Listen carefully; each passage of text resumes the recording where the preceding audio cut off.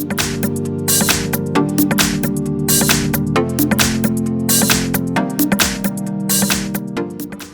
I've got CUBOT J5 and let me show you how to activate developer options on the following device.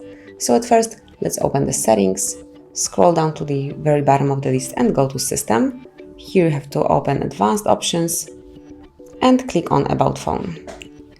Scroll down a bit until you see Build Number. It's actually the last icon, and tap 7 times on it to activate developer options. And that's it. As you can see, you are now a developer, so let's go back, and just over here you've got the developer options. Click on it to open, and from now on you can use those pretty advanced and truly useful options and features. So they are dedicated for developers only, but if you are aware of what and how to use them, then just do it.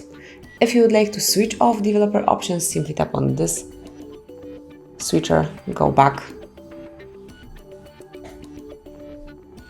And as you can see, now they disappeared, so no other person will be able to access those developer options and change anything in your device. So that's basically all. That's how you can access and use developer options in CUBOT J5. Thank you for watching. Please subscribe our channel and leave the thumbs up.